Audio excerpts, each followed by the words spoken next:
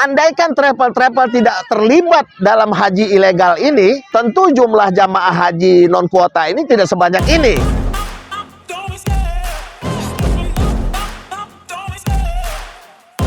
Kalau memang benar-benar penegakan hukumnya ini benar, tentunya selesai musim haji ini akan ada ratusan travel yang dicabut izinnya dan akan kena denda.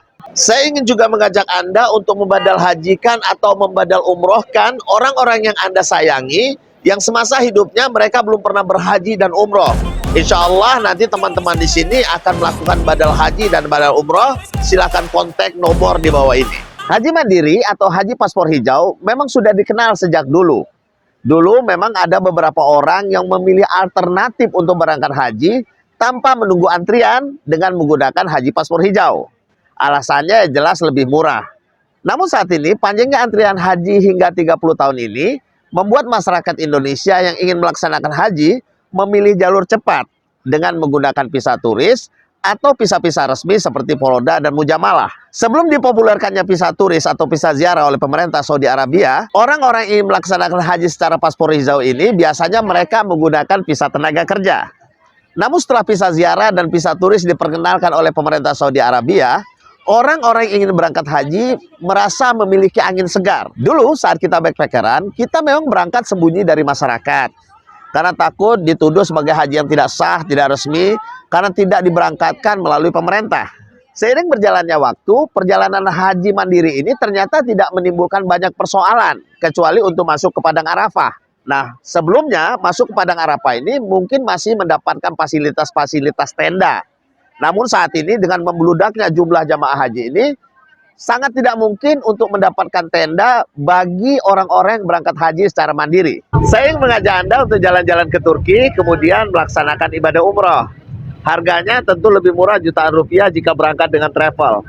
Dan ini bukan umroh backpacker atau umroh murahan, tetapi ini umroh terjangkau. Bagi Anda yang berminat, silakan hubungi nomor di bawah ini. Sekarang timbul pertanyaan, kenapa haji mandiri ini kok bisa membludak begini?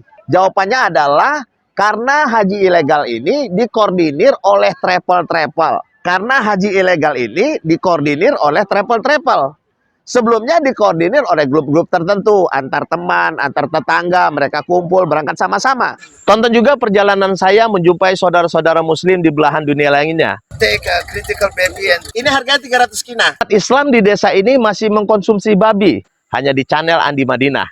Namun saat ini travel-travel ini juga sudah beriklan di media sosial, brosur dengan terang-terangan memberangkatkan jamaah haji dengan visa turis. Memang untuk menjaga harganya tetap tinggi, mereka rubah namanya bukan haji backpacker, tapi haji smart, haji pintar, ziarah ke tanah suci. Ya, dengan segala macam cara, sehingga harga haji ini bisa terkondisi dengan harga yang mahal. Kalau kita ingat beberapa tahun yang lalu, harga haji ini belum begitu mahal. Kapan melonjaknya harga haji Forodha ini? Ini berawal pada tahun 2022 lalu, di mana saat itu haji Forodha ini visanya dibatasi oleh pemerintah Saudi karena baru lepas dari COVID-19. Sehingga dari target 100% ini, visa ini hanya keluar sekitar 60%. Sehingga pada saat itu kita ingat banyak jamaah haji yang terlantar di Bandara Soekarno-Hatta tidak jadi berangkat. Hal ini disebabkan visa yang keluar tidak sesuai harapan dari travel-travel. Sehingga pada saat itu 1.000 orang lebih tidak berhasil berangkat dan puluhan travel mengalami kerugian. Nah, pada tahun 2023, travel-travel yang merasa rugi ini mulai menaikkan harga untuk mengembalikan kerugian pada tahun 2022. Pada 2022 harga haji Forodha ini sekitar 200 juta. Kemudian pada tahun 2023 harga haji ini mulai dijual harga 450 juta. Hal ini diduga travel-travel ini melipat harga ini untuk menutup kerugian pada tahun sebelumnya. Selain itu ternyata visa turis pun sudah mendapat kemudahan untuk masuk ke Saudi Arabia.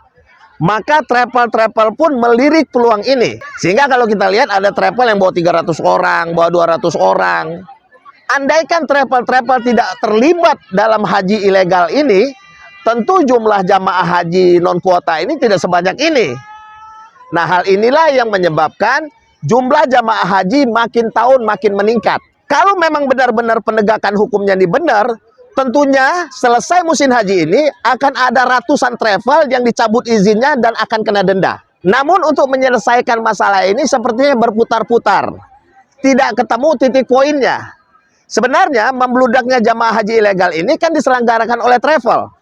Travel ini kan tidak diizinkan.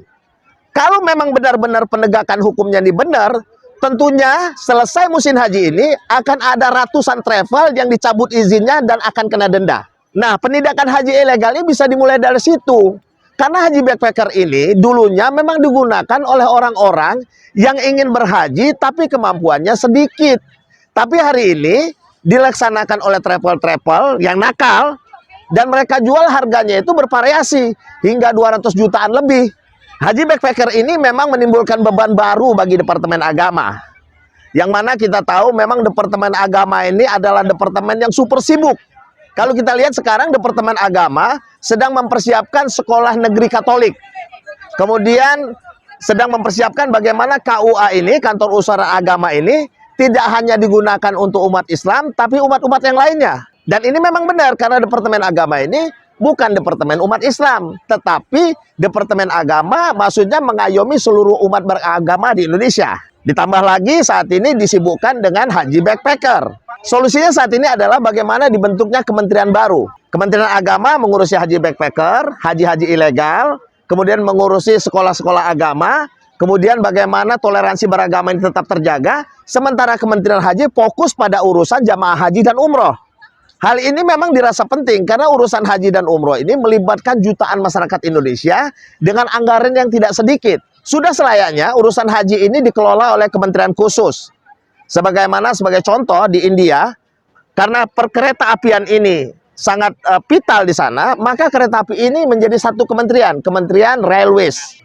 Urusan haji ini tidak semudah menerbitkan kartu ini, kartu itu. Urusan haji ini sangat kompleks. Dulu toilet berbayar. Kalau kita kencing di pom bensin, itu bayar 2.000. Saat Erick Thohir jadi menteri, dia perintahkan untuk kencing di pom bensin dan di rest area itu tidak berbayar. Artinya apa? Untuk kencing tidak berbayar saja dibutuhkan satu orang menteri. Dulu kereta api, kita ingat kereta api ekonomi kalau dari Depok ke Jakarta atau dari Bogor ke Jakarta, isinya tuh seperti apa? Seperti pasar. Ada orang bawa ayam, bawa buah, pengamen, pengasong, copet, jambret, ada semua. Namun saat Ignatius Jonan memegang perkereta api di Indonesia, maka kereta api yang ekonomi tadi dibikin AC, sehingga kita nyaman dan harganya dinaikkan, kita tidak masalah. Nah, untuk merubah WC tidak berbayar, kereta ber-AC ini diperlukan menteri. Bagaimana urusan haji dan umroh yang begitu besar ini? Tentu dibutuhkan kementerian, bukan kementerian yang hanya mengeluarkan kartu ini, kartu itu, begitu. Jadi, langkah awal untuk meredam meledaknya haji ilegal ini, sebenarnya dengan menindak tegas travel-travel yang menyelenggarakan haji mandiri dengan menggunakan haji non-kuota alias haji ilegal. Mungkin bisa dimulai dengan menindak travel-travel yang memiliki izin, tapi membawa ratusan jamaah haji non-kuota dengan menggunakan visa turis. Semoga cerita ini bermanfaat, bagikan ke teman Anda, jangan lupa like, subscribe, dan pencet tanda lonceng. Kita berharap semoga Kementerian Haji dan Umroh ini segera terwujud. Assalamualaikum.